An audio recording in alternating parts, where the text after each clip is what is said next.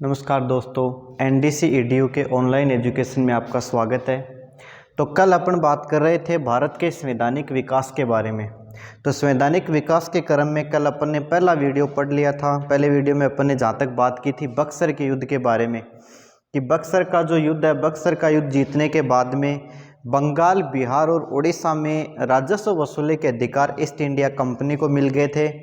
इसके बाद में अपन बात करते हैं कि जैसे ही बक्सर के युद्ध के बाद में ईस्ट इंडिया कंपनी भारत में शासन करने लगती है, तो उसके बाद में ब्रिटिश सरकार द्वारा ईस्ट इंडिया कंपनी के ऊपर अपना शिकंजा कसने के लिए समय समय पर कुछ सुधार अधिनियम बना करके यहाँ पर भेजे जाते हैं।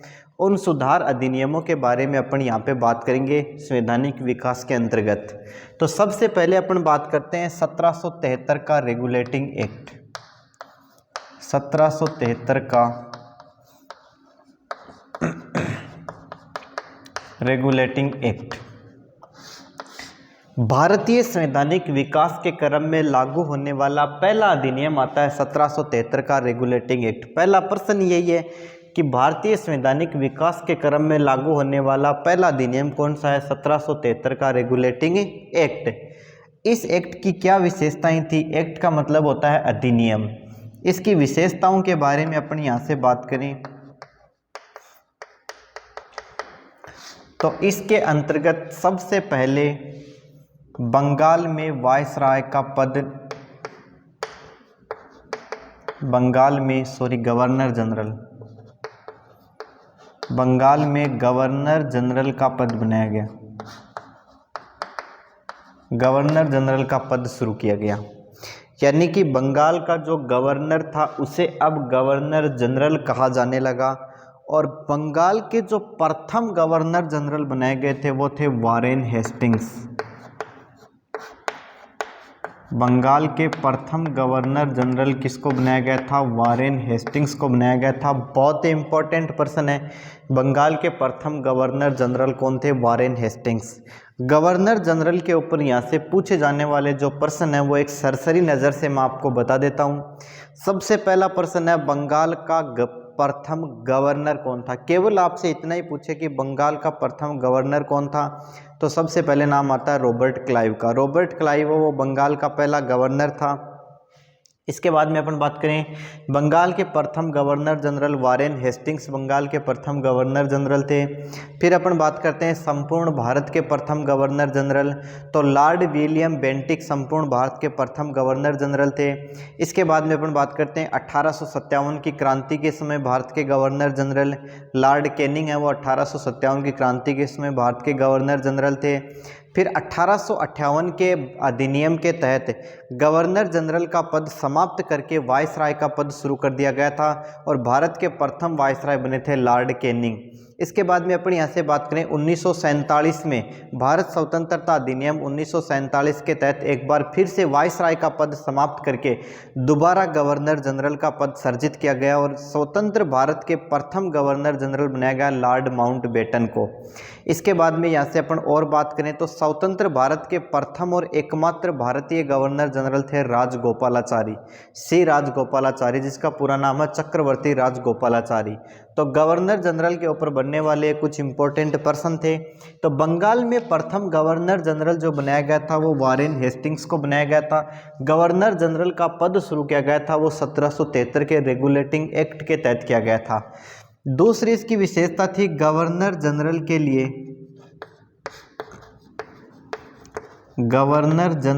लिए कार्यकारिणी परिषद का गठन। गवर्नर जनरल के लिए कार्यकारिणी परिषद का गठन, यानी गवर्नर जनरल के कार्यों में सहयोग करने के लिए एक कार्यकारिणी परिषद का गठन किया गया। यह परिषद का कार्य होता था कि गवर्नर जनरल को उसके कार्यों के लिए उसको सुझाव देना। तो गवर्नर जनरल को उसके कार्यों के लिए सुझाव देने के लिए कार्यकारिणी परिषद का गठन किया गया। तीसरी इसकी विशेषता थी BOD यानी बोर्ड ऑफ डायरेक्टर्स, जिसे हिंदी में अपन कहते हैं निदेशक मंडल का गठन। निदेशक मंडल का गठन, बोर्ड ऑफ डायरेक्टर्स का गठन। यहाँ पे ईस्ट इंडिया कंपनी के लिए ब्रिटिश सरकार ने एक आयोग बनाया, एक मंडल बनाया जिसे निदेशक मंडल या बोर्ड ऑफ डायरेक्टर्स के नाम से जानते हैं, जिसका कार्य था कि ईस्ट इंडिया कंपनी भारत में जो कार्य करती है उन कार्यों का ब्यौरा है, उन कार्यों का विवरण है, ये निदेशक मंडल ब्रिटेन की सरकार को सौंपेगा। और चौथी इसकी विशेषता थी सुप्रीम कोर्ट की स्थापना का प्रावधान। सुप्रीम कोर्ट की स्थापना, अगर आप नोट्स बना रहे हैं तो मेरे साथ साथ आप लिखते जाएं, सुप्रीम कोर्ट की स्थापना का प्रावधान। तो भारत में सबसे पहले सुप्रीम कोर्ट की स्थापना का प्रावधान जो आया था वो 1773 के रेगुलेटिंग एक्ट के तहत आया था, और इसके तहत सुप्रीम कोर्ट की जो स्थापना की गई थी सबसे पहले वो की गई थी 1774 में, और ये की गई थी कलकत्ता में। कोर्ट कलकत्ता में जो स्थापित किया गया था उस कोर्ट का नाम रखा गया था अपेक्स कोर्ट। क्या नाम रखा गया था? Apex court. तो 1774 में रेगुलेटिंग एक्ट के तहत कलकत्ता में जिस सुप्रीम कोर्ट की स्थापना हुई उसका नाम था अपेक्स कोर्ट। इस अपेक्स कोर्ट में 1+3 बराबर 4 न्यायाधीश थे। 1+3, ये मैं आपको इसलिए बताना चाहता हूँ कि 1 में 3 जोड़ते हैं तो 4 आते हैं। इतनी गणित मेरे को भी आती है भाई। देखो इसका मतलब ये है कि एक तो यहाँ पे था मुख्य न्यायाधीश, एक तो यहाँ पे क्या था? मुख्य न्यायाधीश, और 3 थे यहाँ पे अन्य न्यायाधीश। 3 यहाँ पे क्या थे? अन्य न्यायाधीश। अब मुख्य न्यायाधीश था नहीं, मुख्य न्यायाधीश थी। वो कौन थी? वो थी मैडम एलिजा एम्पे। मुख्य न्यायाधीश के पद पर किसे नियुक्त किया गया था? मैडम एलिजा एम्पे मिलेगा आपको। मैडम एलिजा इम्प से भी मिल सकता है, मैडम एलिजा इम्पे भी मिल सकता है, तो आपको कंफ्यूज नहीं होना है। मैडम एलिजा एम्पे को मुख्य न्यायाधीश बनाया गया। 3 अन्य न्यायाधीशों का अगर आपको नाम देखना है तो मैं आपको बता देता हूँ। जो आपकी भारतीय सामान्य ज्ञान की जो किताब आती है लुसेंट पब्लिकेशन की, वो उठाना, उसमें भारतीय संवैधानिक विकास का टॉपिक लेना, और उस टॉपिक के पहले पैराग्राफ की तीसरी लाइन के बीच में लाल लाल अक्षरों में साफ साफ लिखे हुए हैं 3 अन्य नाम, वहाँ से आप पढ़ लेना। तो 4 यहाँ पे न्यायाधीश थे। अपेक्स कोर्ट के नाम से स्थापना की गई थी, कलकत्ता में की गई थी, 1774 में की गई थी। तो ये सभी विशेषताएं थी 1773 के रेगुलेटिंग एक्ट की। एक बार मैं फिर बता देता हूँ, भारतीय संवैधानिक विकास के क्रम में लागू होने वाला पहला अधिनियम 1773 का रेगुलेटिंग एक्ट, जिसके तहत बंगाल में गवर्नर जनरल का पद शुरू किया गया। बहुत अच्छा प्रश्न है, बंगाल में गवर्नर जनरल का पद कब शुरू किया गया था? 1773 के रेगुलेटिंग एक्ट के तहत शुरू किया गया था, और बंगाल के प्रथम गवर्नर जनरल वारेन हेस्टिंग्स को बनाया गया था। किसको बनाया गया था? वारेन हेस्टिंग्स को बनाया गया था। इसके बाद में गवर्नर जनरल के लिए कार्यकारिणी परिषद का गठन यहाँ पे किया गया। इसके बाद में अपन बात करें तो निदेशक मंडल का यहाँ पे गठन किया गया, बोर्ड ऑफ डायरेक्टर्स का, जिसका काम होता था ईस्ट इंडिया कंपनी के कार्यों का विवरण है वो ब्रिटेन की सरकार को देना।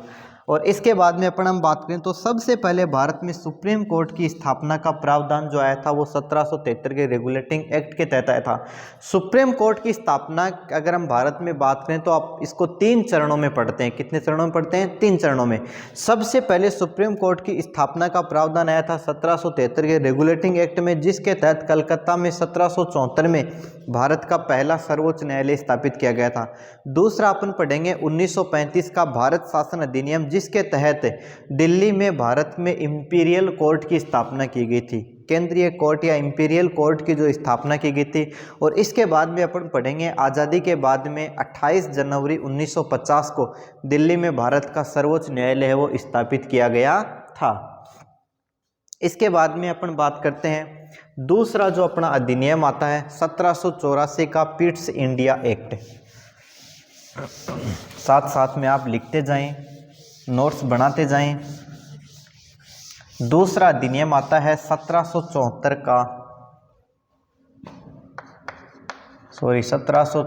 का Pitt's India act. Pitt's India act 1784 के पिट्स इंडिया एक्ट के बारे में अगर हम बात करें तो इस समय पिट्स जो हैं वो ब्रिटेन के प्रधानमंत्री थे। पिट्स कौन थे? ब्रिटेन के प्रधानमंत्री थे। इस अधिनियम के बारे में हम बात करें तो इस अधिनियम में देखो वैसे तो कोई काम नहीं हुआ, इस अधिनियम में कोई काम नहीं हुआ। इस अधिनियम में क्या हुआ था, केवल और केवल ईस्ट इंडिया कंपनी के कार्यों को दो भागों में बांट दिया गया था। 1784 के पिट्स इंडिया एक्ट की हम बात करें तो इसके तहत ईस्ट इंडिया कंपनी, सीधा सीधा मैं शॉर्ट में लिखता हूं EIC, आप समझ जाएंगे EIC का मतलब ईस्ट इंडिया कंपनी होता है। तो ईस्ट इंडिया कंपनी के कार्यों को दो भागों में बांट दिया। कितने भागों में बांट दिया? कार्यों को दो भागों में बांट दिया, दो भागों में विभाजित कर दिया। मैं धीरे धीरे लिख रहा हूं भाई, आप भी मेरे साथ साथ लिखते जाएं। विभाजित कर दिया।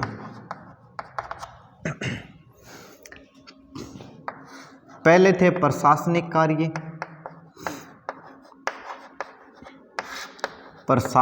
कार्य और दूसरे थे व्यापारिक कार्य। प्रशासनिक कार्य और व्यापारिक कार्य।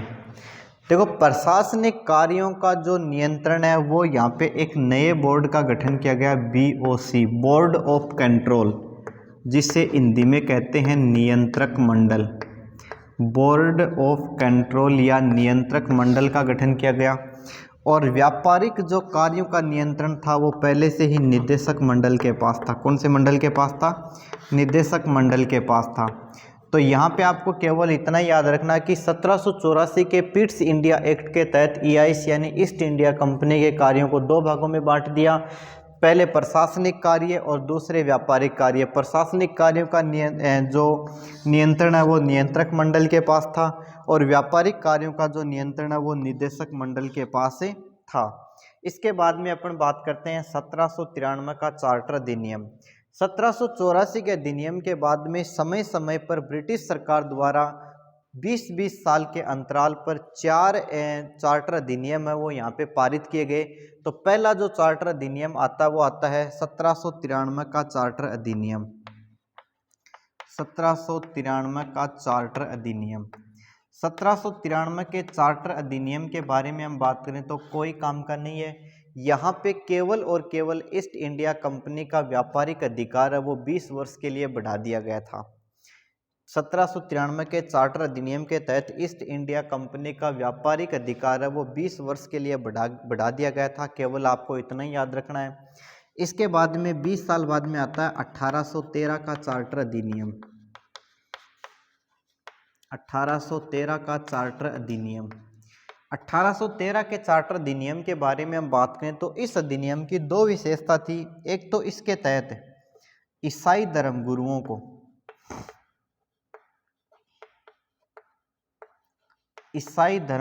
को भारत में ईसाई धर्म का प्रचार करने की छूट दी गई। ईसाई धर्म का प्रचार करने की छूट दी गई। तो ईसाई धर्मगुरुओं को ईसाई धर्म का प्रचार करने की छूट भारत में सबसे पहले दी गई थी 1813 के चार्टर अधिनियम में। दूसरा, 1 लाख रुपए कंपनी प्रति वर्ष शिक्षा पर खर्च करेगी। ये कहा गया कंपनी को कि 1 लाख रुपए ईस्ट इंडिया कंपनी प्रति वर्ष वो शिक्षा के क्षेत्र में खर्च करेगी। लेकिन देखो, मैं आपको बताऊं, बड़ी विडंबना की बात है, यहाँ पे कंपनी ने फूटी कोडी भी खर्च नहीं करी। भाई साहब, कंपनी का 1 लाख रुपये को बजट होना, कंपनी यहाँ को यहाँ गोजिम गा लेगी, आपका गड़ा गप कर लेगी। 1 रुपये उठे कंपनी लगाए वो नहीं शिक्षा पर। क्यों? क्योंकि अंग्रेज भारतीयों को शिक्षा देना ही नहीं चाहते थे। अंग्रेज भारतीयों को शिक्षा देना ही नहीं चाहते थे। तो इसके बाद में अपन यहाँ पे अगले चार्टर अधिनियम के बारे में बात करते हैं। अगला अधिनियम आता है 1833 का चार्टर अधिनियम। आपने लिख लिया होगा साथ साथ में। तो अगला चार्टर अधिनियम अपन बात करेंगे 1833 का चार्टर अधिनियम, जो आपके लिए इम्पोर्टेंट है। आपको याद रखना 1833 के चार्टर अधिनियम की क्या क्या विशेषताएं थी, मैं आपको बता देता हूँ। 1833 का चार्टर अधिनियम। 1833 का जो चार्टर अधिनियम है, यहाँ पे कंपनी का व्यापारिक अधिकार समाप्त कर दिया। तो पहली विशेषता इसकी है, कंपनी का व्यापारिक अधिकार समाप्त कर दिया। व्यापारिक अधिकार समाप्त कर दिया।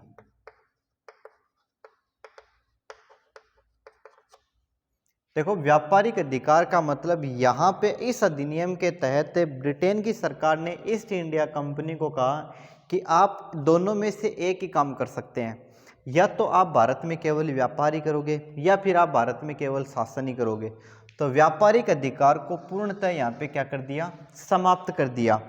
जबकि 1813 में कंपनी का व्यापारिक एकाधिकार समाप्त किया था। दोनों चीजें आपको कंफ्यूज करेंगी। 1813 में तो व्यापारिक एकाधिकार समाप्त किया था, व्यापारिक एकाधिकार समाप्त किया था, और व्यापारिक एकाधिकार भी समाप्त किया था चाय व चीन को छोड़कर।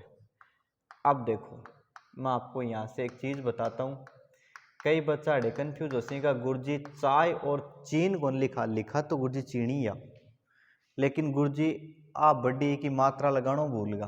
गलत बात, मैं चीन ही लिख रहा था और मैंने चीन ही लिखा है।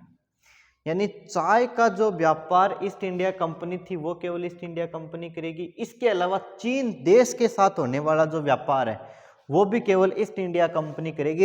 इन दो क्षेत्रों को छोड़ करके एकाधिकार यहाँ पे समाप्त कर दिया कि इन दो क्षेत्रों को छोड़ करके ब्रिटेन की कोई भी कंपनी भारत में व्यापार कर सकती है। यह बात है 1813 की। लेकिन 1833 में आते ही सरकार ने कहा कि कंपनी केवल शासन ही कर सकती है, अब कंपनी व्यापार नहीं करेगी, अब कंपनी केवल शासन करेगी। कंपनी क्या करेगी, कंपनी केवल शासन करेगी।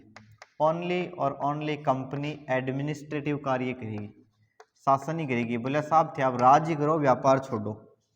दूसरी इसकी जो विशेषता थी, बंगाल के गवर्नर जनरल को, बंगाल के गवर्नर जनरल को संपूर्ण भारत का, गवर्नर जनरल को संपूर्ण भारत का गवर्नर जनरल बना दिया गया, संपूर्ण भारत का गवर्नर जनरल बना दिया। यानी कि 1773 में अपन ने बंगाल में गवर्नर जनरल का जो पद शुरू किया था, उस गवर्नर जनरल के पद को संपूर्ण भारत के गवर्नर जनरल के रूप में अपन ने परिवर्तित कर दिया। और संपूर्ण भारत के प्रथम गवर्नर जनरल जो बनाए गए थे वो थे लॉर्ड विलियम बेंटिक।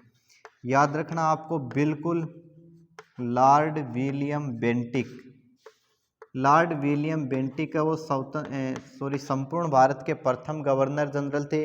ये वही लॉर्ड विलियम बेंटिक है जिन्होंने 1829 में राजा राम मोहन राय के प्रयासों से भारत में सती प्रथा पर प्रतिबंध लगाया था। इसके बाद में अपन और बात करें इस अधिनियम के बारे में, तो इस अधिनियम के तहत खुली प्रतियोगी परीक्षाओं की शुरुआत की गई। खुली प्रतियोगी परीक्षाओं की शुरुआत, यानी कंपटीशन एग्जाम्स की जो शुरुआत की गई थी वो 1833 में की गई थी। कब की गई थी, 1833 में। जिन कंपटीशन एग्जाम्स को देने के लिए आप यहाँ पे पढ़ रहे हैं, उन कंपटीशन एग्जाम्स की शुरुआत की गई थी 1833 में। कई मेरा भाईयान का भी है जिसका सोच रहा होगा कि अंग्रेज क्यों आया थे, क्या मैं ये शुरू कर गया, अगर नहीं शुरू कर जाता तो आज अपनी हालत को नहीं होती, अपन अठे बैठ पढ़नो कौन पर। तो सही बात है थारी, थे भी कोई ना कोई खेत में रेवड़ी चरा रहा होता अगर नहीं पढ़ता तो ये सारा काम जो है यहाँ पे अंग्रेजों ने किया था 1833 के अधिनियम के तहत। तो 1833 के अधिनियम की विशेषताओं के बारे में अपन बात करें तो कंपनी का व्यापारिक अधिकार समाप्त कर दिया, अब कंपनी केवल शासन करेगी। बंगाल के गवर्नर जनरल को संपूर्ण भारत का गवर्नर जनरल बना दिया, और संपूर्ण भारत के प्रथम गवर्नर जनरल है वो लॉर्ड विलियम बेंटिक को बनाया था। खुली प्रतियोगी परीक्षाओं की यहाँ पे शुरुआत कर दी गई, और जो कंपटीशन एग्जाम्स हैं उनकी यहाँ पे शुरुआत हुई। इसके बाद में एक और चार्टर अधिनियम यहाँ पे ईस्ट इंडिया कंपनी के लिए आया था, और वो चार्टर अधिनियम है 1853 का चार्टर अधिनियम। तो अगले अधिनियम के बारे में अपन बात करते हैं, 1853 का चार्टर अधिनियम। 1853 का चार्टर अधिनियम, देखना उसकी क्या विशेषताएं थी। 1853 का चार्टर अधिनियम।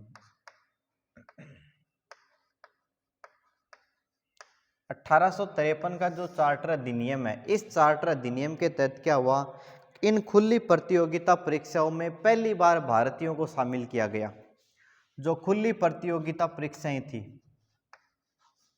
खुली प्रतियोगिता परीक्षा, open competition exams, in competition exams में पहली बार भारतीयों को शामिल किया। और उस समय आपको पता होगा एक एग्ज़ाम लगती थी जिस एग्ज़ाम का नाम था ICS, इंडियन सिविल सर्विसेज। और इंडियन सिविल सर्विसेज की एग्ज़ाम पास करने वाले पहले भारतीय जो थे वो थे सत्येंद्र नाथ ठाकुर। कौन थे? सत्येंद्र नाथ ठाकुर। बहुत ही अच्छा प्रश्न है। सत्येंद्र नाथ ठाकुर या सत्येंद्र नाथ टैगोर, जो रविंद्रनाथ टैगोर के भाई माने जाते हैं, थे। तो आपसे पूछ लिया जाए कि ICS की परीक्षा पास करने वाले पहले भारतीय कौन थे, तो ICS की परीक्षा पास करने वाले पहले भारतीय कौन थे? सत्येंद्र नाथ टैगोर। 1853 के बाद में क्या होता है, बीच में 1857 की क्रांति हो जाती है। आपको पता होगा 1857 की क्रांति जो होती है, ईस्ट इंडिया कंपनी का जो विरोध पूरे भारत में हो रहा था, वो विरोध प्रदर्शन यहाँ पे जनता और सैनिकों द्वारा किया जाता है। और एक ये स्वतंत्रता आंदोलन के रूप में इसे देखा जाता है, जैसा कि इतिहासकार VD सावरकर ने कहा था कि 1857 की क्रांति भारत का प्रथम स्वतंत्रता संग्राम था। 1857 की क्रांति के बाद में अगर हम बात करें तो एक नई व्यवस्था यहाँ पे लागू होती है और यहाँ पे ईस्ट इंडिया कंपनी का शासन समाप्त कर दिया जाता है। और ईस्ट इंडिया कंपनी का शासन समाप्त करके भारत का जो शासन है वो ब्रिटिश राजमुकुट के अधीन कर दिया जाता है या ब्रिटिश ताज के अधीन कर दिया जाता है।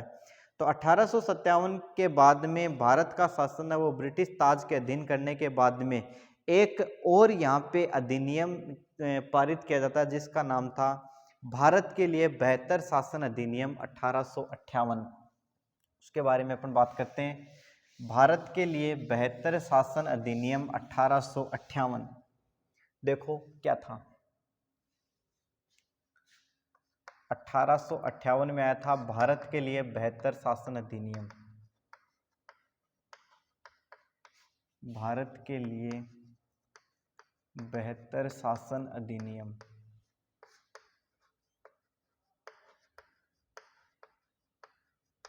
इस अधिनियम के बारे में हम बात करें तो इस अधिनियम के तहत ईस्ट इंडिया कंपनी का शासन समाप्त कर दिया। ईस्ट इंडिया कंपनी का शासन समाप्त। बहुत फोड़ा गाले या कंपनी आपा ने अट्ठा ही नापा समाप्त कर देवा, आपा नहीं करिए, ब्रिटेन की सरकार करिए। ईस्ट इंडिया कंपनी का शासन आपसे पूछ लिया जाए कब समाप्त किया गया, 1858 में। दूसरी विशेषता थी गवर्नर जनरल के स्थान पर, गवर्नर जनरल के स्थान पर वायसराय का पद शुरू किया गया। गवर्नर जनरल के स्थान पर वायसराय का पद शुरू किया गया। और भारत के प्रथम वायसराय जो बनाए गए थे, प्रथम वायसराय जो बनाए गए थे वो थे लॉर्ड कैनिंग। कौन थे? Lord Canning. लॉर्ड कैनिंग को भारत का प्रथम वायसराय बनाया गया। इसके अलावा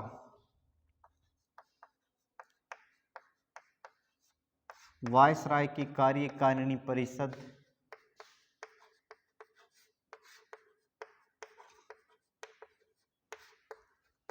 का गठन, जिसे भारत परिषद के नाम से जाना जाता था। किस नाम से जाना गया? भारत परिषद। इसके अलावा भारत सचिव या भारत मंत्री के पद का प्रावधान, भारत सचिव या भारत मंत्री के पद का प्रावधान। इसके अलावा अपन बात करें तो बम्बई, मद्रास व कलकत्ता, में विश्वविद्यालयों की स्थापना। विश्वविद्यालयों की स्थापना, बहुत अच्छा प्रश्न है भाई। विश्वविद्यालयों की स्थापना। तो 1858 के बेहतर शासन अधिनियम की विशेषताओं के बारे में अपन बात करें तो सबसे पहली विशेषता आती है ईस्ट इंडिया कंपनी का यहाँ पे शासन समाप्त कर दिया गया। दूसरा अपन यहाँ से बात करें कि गवर्नर जनरल के स्थान पर वायसराय का पद शुरू किया गया और भारत के प्रथम वायसराय बनाए गए थे लॉर्ड कैनिंग को। इसके बाद में अपन बात करें कि वायसराय की कार्यकारिणी परिषद या अपन इसे भारत परिषद के नाम से भी जान सकते हैं, यानी कि यहाँ पे अंग्रेजों ने एक परिषद का गठन किया और परिषद के साथ साथ अगर हम बात करें तो एक मंत्री या सचिव के पद का यहाँ पे गठन किया जिसे भारत सचिव या भारत मंत्री के नाम से जाना जाता था, जो ब्रिटेन की संसद में भारत का प्रतिनिधित्व करता था। इसके अलावा 3 जो प्रेसिडेंसी शहर थे, बम्बई, मद्रास व कलकत्ता, तीनों शहरों में विश्वविद्यालयों की स्थापना यहाँ पे कर दी गई।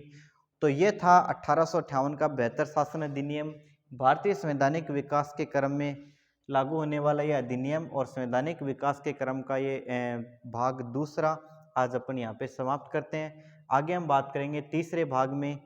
तब तक के लिए धन्यवाद।